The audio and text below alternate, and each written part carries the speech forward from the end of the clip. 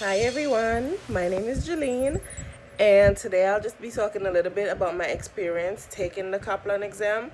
And for those of you who don't know it, this is an exam that you take to get into it's an entrance exam for nursing school. I'm currently a postal worker, but my ultimate dream is to become a registered nurse. The school that I'll be going to, they use the Kaplan. I've never heard about the Kaplan before this. I've heard about the ATITs, the HESI, but I've never heard about the Kaplan before this. So I didn't know exactly what they were going to be looking for. I didn't know exactly what I needed to study for. So I did a little bit of research online, and there was pretty much a limited or practically no resources available to help you study for this exam. So what I did was I went on Amazon and I got this book right here. This is what I used to study for the exam. Take a look. And I will say this exam was easier than the ATITs. I've taken the ATITs twice before.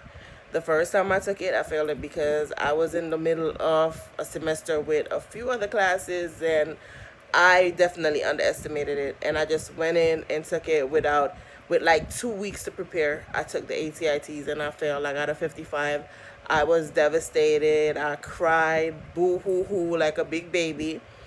But I didn't give up because, this is my dream. This is what I want to do. So I decided, I buckled down and I studied and studied. And the second time I took it, I got an 88. Now, somewhere in all that craziness, after I worked so hard, I decided that I wanted to go to a different school. And this school uses the Kaplan exam. So I didn't know how to study for this exam, to be honest. So I just went on Amazon and bought the best book that I think that I could use to study for this test. So the day of the test, I had to take the test. I just took it a few days ago. I had to take it at home, and it's proctored. So what they did was you had to have two devices available to use Zoom, and they have one device pointing to you so they could see your face and everything, and the other device pointing towards the screen so they could see exactly what you're doing. They wanted to see your whole surrounding, so you couldn't have anybody in the room with you. It would only be you by yourself. Nobody could be in the room with you. Nobody could be in the area with you. It has to be an area that's quiet, that there's absolutely no noise. And they do tell you that throughout the test, they'll pop in and tell you that they want to see your surrounding as well. So I had to deal with that, and I have small children who come in and out, and it was really difficult. But however, the test was quite easy. So let me get to the test because I feel like I've been rambling for so long. So the test, there's four sections. The first section is reading, the next section is math, then you have writing, and then science. Each of the sections are timed. The science section, I think you get 20 questions with 30 minutes. All the other sections is 45 minutes each. Now, I got an 81 overall on the test. But let me tell you this. When I got the reading, I'm pretty good at English. I'm gonna say I'm really good at English. Reading, writing, I do extremely well with that subject. I thought I had it, but the reading and writing section is strictly reading paragraphs. Like the paragraph is on the left hand of the screen and the question is on the right. So it's just like you have to read the question, read the paragraph, and answer questions. And then you have to keep going back to what I did. I feel like I took the wrong approach to the reading section.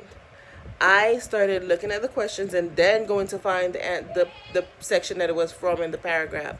What I think is you should read the whole paragraph first, and then you do the questions. But don't do exactly as I say. Do it how you feel comfortable with it, and how you feel like you would progress. What's fastest for you? I thought it would be fastest for me to find the question, then find the answer, the section in the passage. but I felt like it ended up taking me longer doing it that way. However, I ran out of time. I had one question left, and it just went off. It shut off on me in the middle of that one question. So I missed the point by I missed one question. And if you leave anything blank, it's automatically incorrect. So I would say try to do as much as you possibly can.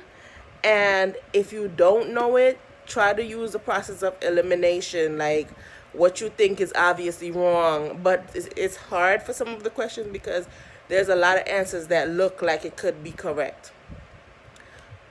Next, the math section. Listen, if you're not good with fractions, I would say I was in fractions. I hated fractions.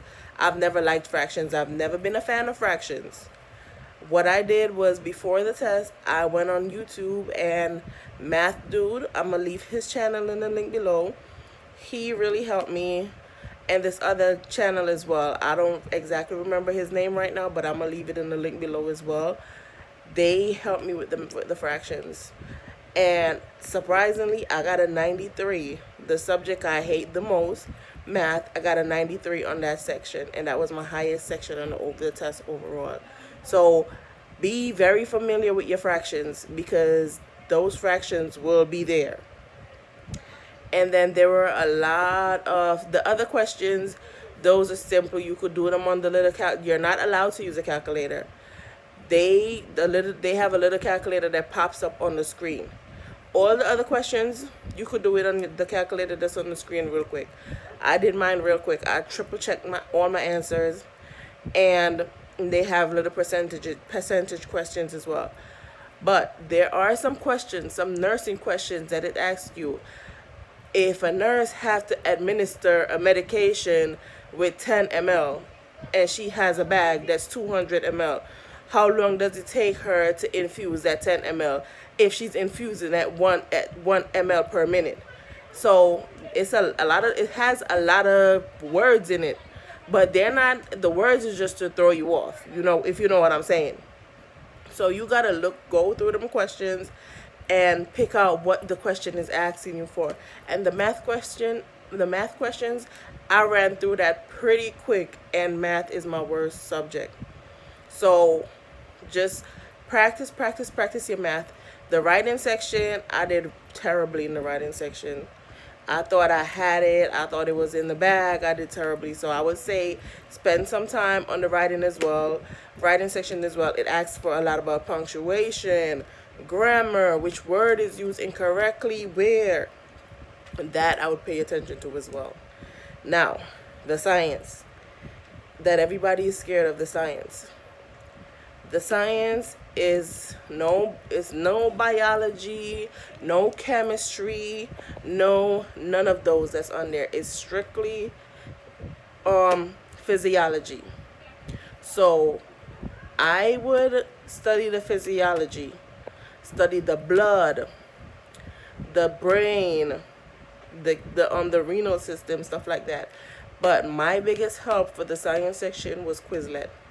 And I'm going to leave a link below as well about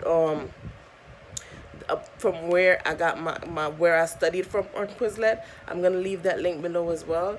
I got that from fellow YouTubers as well. So I'm going to share that resource with you guys as well, because I want all of us to do well and pass our entrance exams and get into nursing school and be fabulous, amazing nurses helping to save lives out here every day. And this COVID-19 pandemic demonstrates why they need more nurses. So if you guys want to continue along with me, what's the outcome from my school, and when I get my response from them, let me know and I'll do another video. So I wish all of you the best of luck on your journey, and good luck to everybody taking the test. If you have any questions, just leave it below and I'll be sure to answer it.